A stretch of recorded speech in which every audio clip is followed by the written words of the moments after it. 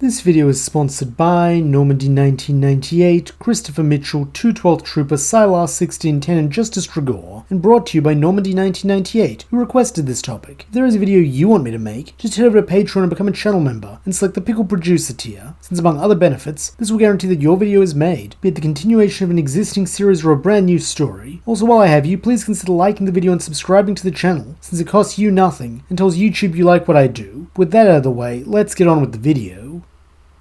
Stepping through the ground bridge, the Dinobots see that they are the last to return. Though considering what they have brought with them, this is not an issue. If anything, it is a positive, as it means everyone can bear witness as Snarl shoves Megatron to the ground, and Grimlock plants a heavy metallic foot on his head, growling they've just won the war and done what even the great Optimus Prime cannot, by capturing the Chief Con. In a tempered voice, Prime sighs that he fears this will not end the fighting, as the Decepticons have carried on without Megatron before, so they will surely pick a new leader and continue on their conquest. Not liking what he perceives as Prime downplaying their achievement, Slug retorts that even so, they've just taken their enemy's strongest fighter off the board, so it's a crippling blow to their threat level and their morale. This Optimus does concede, stating that he does not mean to seem dissatisfied, as this is a great victory for the Autobot cause, with this seemingly acting as permission for the others to begin celebrating and questioning the Dinobots and how they managed to defeat Megatron, as it is an undeniably impressive feat. Naturally, the four brutal fighters waste no time in recounting the tale of their daring mission, while Optimus, accompanied by Ratchet, who has no desire to speak with the ruffians, ensure Megatron is properly restrained, before leading him down into one of the storage rooms which will serve as his prison cell while here. Unfortunately, unlike Arachnid, who they have in a stasis pod due to the events of Armada, Megatron will require a constant guard to ensure that he does not escape, though this is not too much of an issue, as using her keen insight into how the Dinobots think, RC suggests they should be the ones to watch him, since after all, they already proved that they are strong enough to subdue him. Unsurprisingly, this appeal to their vanity works, with it being decided that the Dinobot will always be stationed outside Megatron's cell, with them working in rotation to ensure they are always sharp and ready for combat. A secondary benefit of this arrangement is that it gives them something to do that does not require them to go outside, meaning when the signal for the Decepticon escape pod turns up on their scanners, it is the regular Autobot team from canon who go to investigate. As a result, the meeting with Smokescreen occurs like it does in the regular timeline, though with RC and Ratchet privately agreeing they already have enough processorless hotheads as is. Nonetheless, he is welcomed into the Autobot ranks, and upon arriving back at their base with the others, immediately demonstrates his fanboy side by not only recognizing Grimlock, but approaching him to say how much he admires the Lightning Strike Coalition force. Unfortunately for Smokescreen, this is met with a gruff rebuke from the T-Rex, as he grunts that they're Dinobots now. Though undeterred, young Rookie replies that whatever they're calling themselves these days, he still really respects what they did for the war effort, even if it's not as credited as it should be. Wholeheartedly agreeing with this assessment, especially the part about them being overlooked, Swoop is quick to wrap a servo around Smokey's shoulder and tell him not to worry about the boss, since he's got the personality of a rusted crankcase, while adding that if the rookie needs something, he's the guy to talk to. Gratefully, Smokescreen promises to remember that, with the pair chatting until something new appears on the Autobot's scanners, a powerful energon reading that Ratchet hypothesizes might be another Iacon relic. Eager to prove himself, Smokescreen volunteers to join the team sent to retrieve this unknown item, though deeming him still in need of further training before he is ready for such a mission, Prime refuses, telling him to go with Jack and acquire a more discreet Earth alt mode, while he takes RC, Bulkhead and Bumblebee to what turns out to be a construction site. Here they discover that the source of the reading is a large chunk of red energon, and knowing that this can provide an incredible boost to speed and strength if synthesized, they endeavor to retrieve it, and more importantly, keep it out of Decepticon hands. However, it seems their worries are slightly misplaced, as in this case it is a former Decepticon who wants the red energon, Starscream to be specific, as having held onto the Apex armor, he now attempts to steal the rare power-up as he did in canon.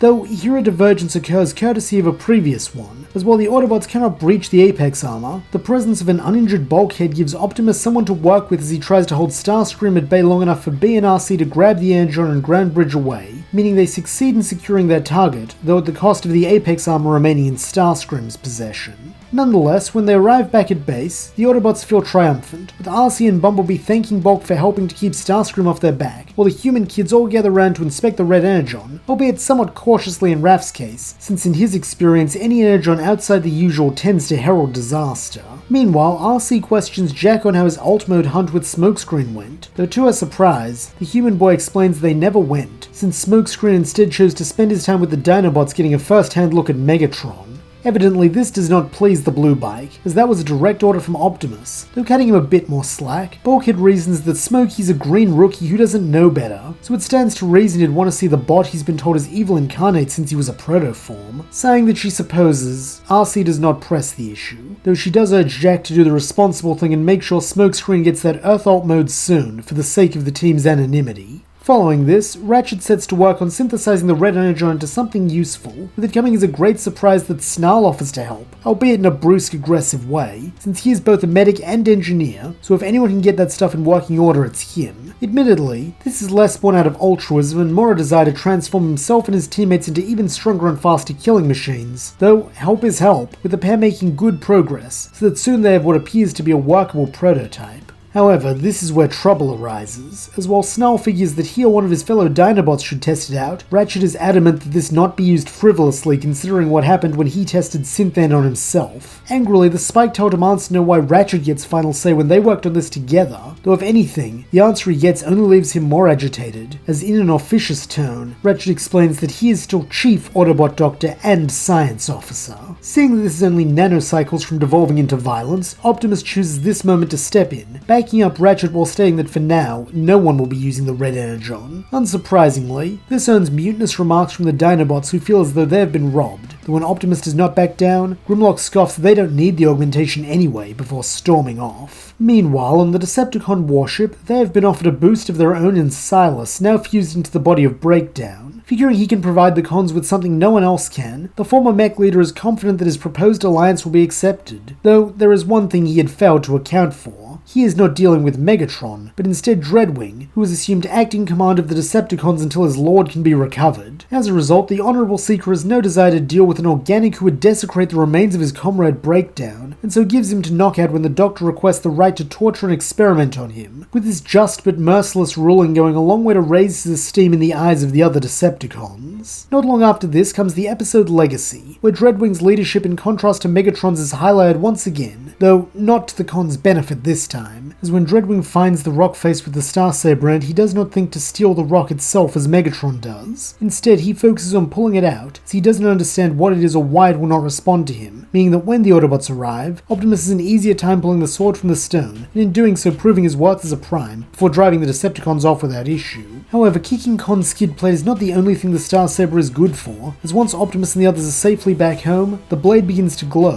while Optimus himself enters into a sort of trance as his mind is transported to a nether space within the ancient weapon. Here he receives a message from none other than his old mentor Alpha Trion, who informs him of the 4 Omega keys located on Earth, which if gathered, will allow him to use the fabled Omega Lock to restore Cybertron to its former glory. Sharing this with his comrades upon returning to the real world, the Autobots are naturally eager to see their homeworld return to the way it used to be, while Miko and Raph both express a desire to visit since Jack went without them last time. Though of course not even this can be a completely joyous moment, as the ever-contrarian Dinobots quick to point out how boring and stiff old Cybertron used to be, since before the war the only place to get a good fight was in the pits of Kaon, though they imagine Prime won't be reinstating that tradition when he's in charge. In his sagely voice, Optimus replies that they are correct. He does not intend to restore Cybertron to exactly as it was before, as that would be a failure to learn from the past, and would inevitably end in another civil war. Instead, he intends to create a better, more fair world, and he would appreciate their input on how to do so. Unfortunately, this is met with mocking laughter from Slug, who cynically calls these pretty but empty words, while Grimlock grunts that Optimus doesn't understand them at all. Then, without another word, he and his followers stomp away, though to their and the Autobots' surprise, Smokescreen follows. Looking back at the young bot, Grimlock questions what he wants, though undeterred, Smokescreen admits that he thinks the Dinobots are right, since while the idea of things going back to the way they used to be and not having to worry about getting scrapped by cons every other day sounds great, it'd probably mean the end of his chance to prove himself a great warrior like Optimus and Grimlock. He knows it's selfish, but before the fall of Cybertron, his entire service in the Elite Guard was spent protecting an old archivist without ever seeing real action, and that was during the height of the war, so what'll it be like in peacetime? Adopting something like a grin, Grimlock claps Smokey on the back before telling him not to feel bad for wanting a shot at glory, since next to the thrill of the fight, it's the best part of being a warrior. Bolstered by this, the young Elite Guardsman thanks the Dinobots for chatting with him. While a bit further away, RC seemingly has the opposite reaction, as she leans in and asks Optimus if it's a good idea to let them influence the rookie this way. However, in that deep wise voice of his, Optimus replies that perhaps it will be Smokescreen who ends up influencing them. All of them. With it being his hope that his youthful enthusiasm and growing friendship friendship with both teams will be the bridge through which the Autobots and Dinobots can find common ground and end the disharmony between them. In an attempt to foster this vision of unity, when the coordinates for the first Omega key are revealed to be in an abandoned Egyptian temple far from human eyes, Optimus assigns Smokescreen, RC, and Snarl to retrieve it. Remembering her leader's words, RC does not object to this, though before they go, she does warn the other two not to do anything reckless, since this should be a simple energon run. Get into the temple, get the key, come home. Since if luck's on their side, the cons won't know about the Omega keys yet, meaning they shouldn't face any resistance. Unfortunately, this is overly optimistic, both in what she expects from her teammates and what she expects of the mission, as due to Soundwave still decoding the coordinates like in canon, there is a Decepticon waiting for them. Dreadwing in this case, as he warns the Autobots to leave or be destroyed. However, there is one positive to this turn of events, as it is Dreadwing and not Megatron. He does not come carrying the Dark Starsaber, as the Honorable Seeker would never desecrate the tomb and corpse of a Prime for power, nor would he dream of using a sacred Iacon relic to create a weapon made of dark energon. Instead, he confronts the trio with his bombs, something Snarl is confident he can handle, having already dealt with them during the mission to rescue Wheeljack and Grimlock, while RC provides range support with her blasters. As for Smokescreen, he attempts to make a break for the key, only to find himself stepping into a trap, as Dreadwing has rigged the tomb to collapse if any of the Autobots take the key from its resting place. Coldly, the Seeker warns the rookie not to try it, as he will be crushed under falling rocks long before he can reach the exit with his prize. Though flashing a cocky smirk, Smokey replies that he wouldn't be so sure about that, before revealing a certain something he smuggled off base before they left. Surprisingly, this is not the phase shifter, as due to not stealing it in New Recruit, he would not think to bring it this time. Instead, it is a small dose of synthesized red energon that Snarl had slipped him as payback for Optimus and the Doc cutting him out of the decision-making process of how it should be used. Seeing this, RC frantically urges Smokescreen not to use it, since it's dangerous and untested. Though looking past her to Snarl, who is still engaging Dreadwing, now in his Spike-Tail form, he gives a small apologetic shrug, then consumes the substance. At once, the world slows down to a crawl, with only Smokescreen himself being able to move at normal speed. Using this to the fullest, the young Autobot wastes no time in grabbing the key, then before the bombs can even activate, he transforms into his alt mode and races back the way he came, only to shift into bot mode when he draws near to Snarl and RC, so that he might push them away from the explosion with the enhanced strength the red energon provides. Back in reality, this all takes less than a second, so that before he can react, Dreadwing finds himself the sole inhabitant of the temple as it crumbles around him, burying him under all the stone. Reverting to a regular perception of time, Smokescreen then looks to his allies with a smile while holding the key aloft as a symbol of their victory, though to his dismay he is met with a deep scowl from RC as she begins to chew him out for being reckless and ignoring her warning. This only gets worse when they return to base, as rather than receive a hero's welcome as he had expected, Ratchet joins in on the lambasting, calling Smokescreen a young fool. A bit crestfallen, Smokescreen attempts to explain that he was just trying to help, and that they won, so he doesn't understand why they're mad. Though in a tone that contains both compassion and disappointment,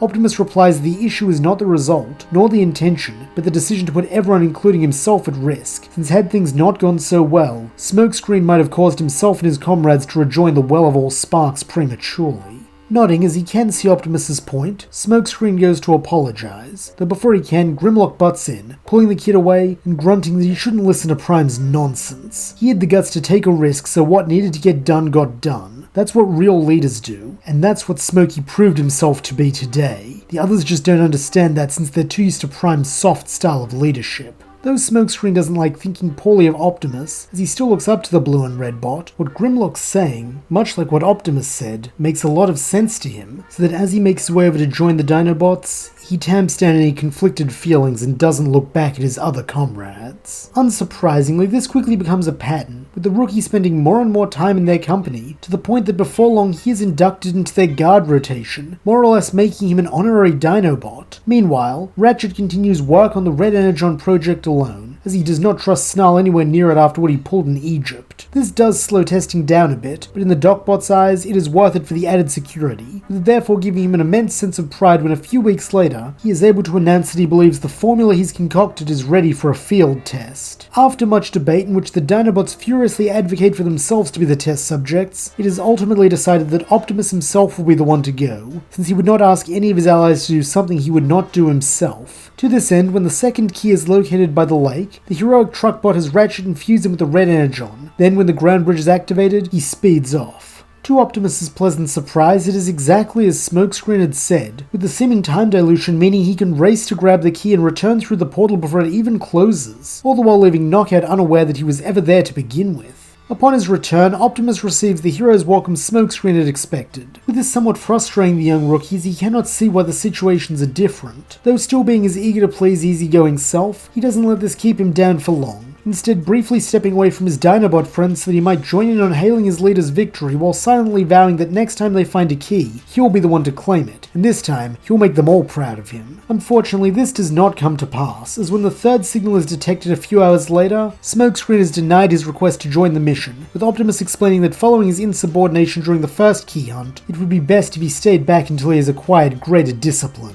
Petulantly, the young elite guardsman protests that he does have discipline, though it seems Prime's mind is made up, as he states that they will discuss it later, before telling Bumblebee and Bulkhead to transform and roll out. Due to recognizing their red energon supply is a limited resource they cannot replenish, the pair do not start the mission with it, instead being given a dose each to use at their discretion if the need arises. While Bumblebee is certainly tempted to use his right away as he loves going fast, he is seasoned enough to recognize the danger and remembers the incident with Mech in his T-Cog. As a result, he simply relies on his already considerable speed to serve as lookout, while Bulkhead engages Dreadwing when he arrives not long after. Fortunately, this is enough, as while in canon Smokescreen will be blindsided by Starscream here, B has the benefit of scout training to increase his awareness, not to mention Starscream doesn't have red energon at his disposal. Subsequently, the yellow speedster is able to recover the third key, putting the Autobots at 3 to the Decepticons 0, while both Starscream and Dreadwing separately curse their recent fortunes. However, someone who most certainly does not is Megatron, as he has bided his time since his capture, carefully awaiting the right moment to escape and lay claim to all the Iacon relics for himself, with it seeming as though now is the ideal time, having overheard those idiotic Dinobots loudly discussing the acquisition of the third key outside his cell. Knowing he will only get one shot at this, Megatron shrewdly waits until the next time the weakest of his guards, the rookie Smokescreen, is assigned to stand sentinel over him, before making a show of straining against his bindings. As expected, the young Autobot demands to know what Megatron is doing, and when he receives no answer, he makes the brash decision to try and subdue the prisoner himself by stepping into the cell, his blaster pointed at the con leader's spark chamber. However, this attempt at heroics will be the most costly mistake Smokescreen ever makes, as demonstrating why he was the greatest gladiator the Pits of Chaos ever produced. Megatron deftly swings his manacled hands into the elite guardsman's blaster, knocking it aside, and allowing the warlord to follow up with a double-fisted hammer blow to the top of Smokescreen's head that knocks him to the ground. To the Autobot's credit, he is able to roll out of the way of the stomp that follows, which otherwise would have taken him offline, but before he can get fully back to his feet, Megatron lunges forward and shows that even without the ability to fire, his arm cannon is still a dangerous weapon, as he rams it through Smokescreen's chest, caving it in and extinguishing his spark, while proving once and for all that even chained, he is still the Dominator and the Destroyer.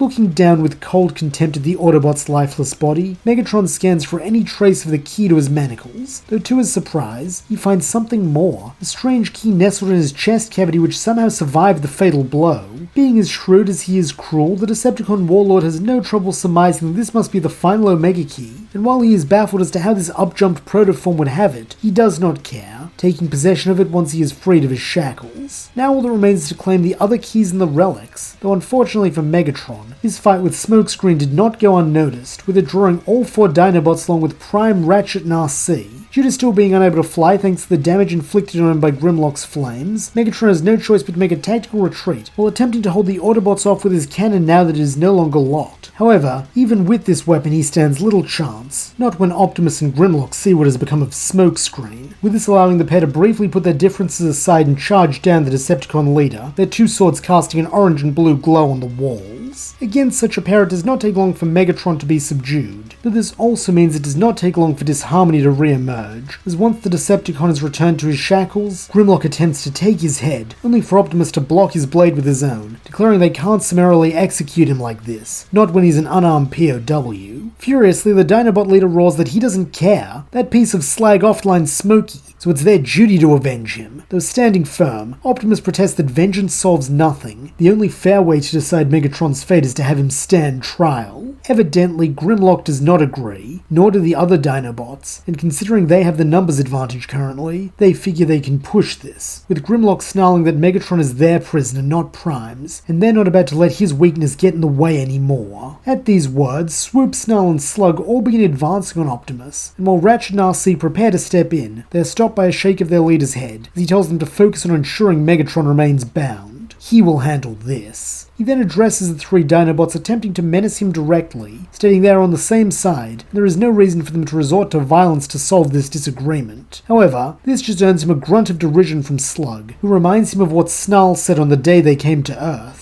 Any Dinobot can surely take any Autobot in a fight, so he sees why Prime's scared. But since he's in a generous mood, he'll offer him one of those compromises the Big Bot loves so much. Stand aside and let them show Megsy what happens when he messes with one of their own, and they won't kick his red and blue chassis first. Sighing deeply, Optimus replies that this is something he cannot do. Then as the Dinobots transform and begin to charge, he reluctantly engages his battle mask. As the fastest among the group, Swoop is the first to reach Prime's position, and figuring his aerial advantage will be all he needs to win this, he dives for Optimus's face with his talons extended. However, to his great surprise, he never gets anywhere near the Big Bot. As demonstrating the instincts of a seasoned warrior, Optimus changes his grip on the Starsaber so that he is holding the flat of the blade, while using the pommel like a quarterstaff to ram into Swoop's underbelly. This earns a startled squawk from the Terror Bird, as he is temporarily stunned by the force of the blow, though this is nothing compared to what follows, as in another deft motion, Prime switches back to holding the hilt, while the blade swings in a wide arc and slams broadside first into the top of Swoop's head, driving him into the ground and taking him out of the fight. It is around this time that Snarl and Slug close in, coming at the Autobot leader from opposite sides in an attempt at a pincer maneuver. Though having seen such tactics before, Optimus is able to quickly adapt, driving the Starsaber into the ground to act as a wall against Slug's powerful plated skull, while simultaneously using it as a brace to stabilize himself as he kicks out at Snarl's unprotected head.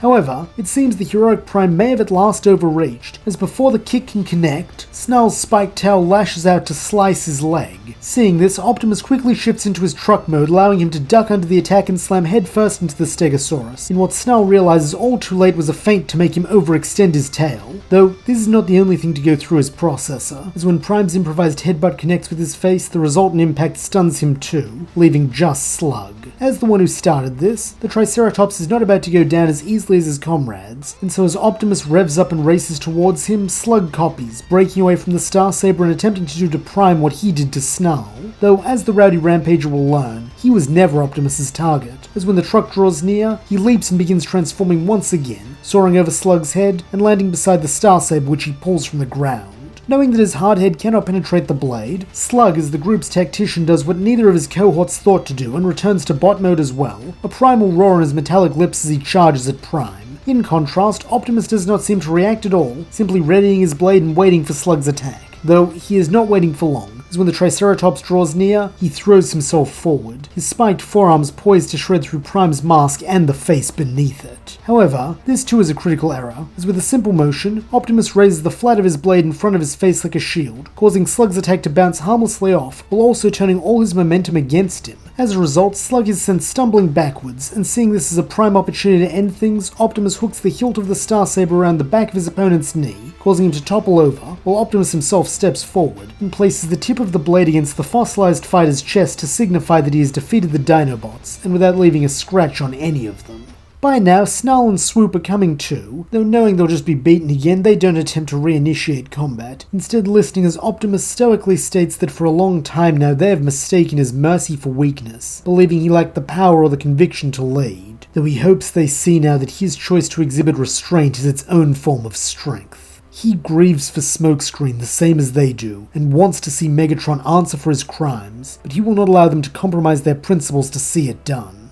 As he says this, his and Grimlock's eyes meet, with no pair of optics having ever displayed such contrary emotions, as while his are filled with cool determined resolve, the Dinobot leaders burn with roiling rage. However, before either can speak, Megatron's cackles draw everyone's attention back to him, with the Decepticon sneering this was perhaps one of Optimus's finest speeches, though ultimately it rings hollow, since any trial held by the Autobots will be a sham, as he highly doubts any of them will be able to put aside their biases to give him a fair hearing. Seeing the truth in this, even if it disquiets him to agree with Megatron, Optimus questions what the other bot proposes instead, and flashing a jagged-toothed grin, the Decepticon warlord answers that he would see his fate decided in the old way, the oldest way, a trial by combat. At these words, brief sadness flashes in Optimus's optics as he surveys his mentor-turned-enemy, before agreeing that he will face him in single combat if that is his wish, though as Megatron had hoped, this is one too many perceived slights for Grimlock, who lets out an incensed bellow as he declares that if anyone will face the Chief Con, it's him, since he's still the strongest and he was the one to capture Megatron. Smirking deviously, the former gladiator states that he accepts the Dinobots' challenge. That is, unless Optimus objects, and recognizing that to refuse will simply further damage their already weak team cohesion, the Autobot leader gives a reluctant nod.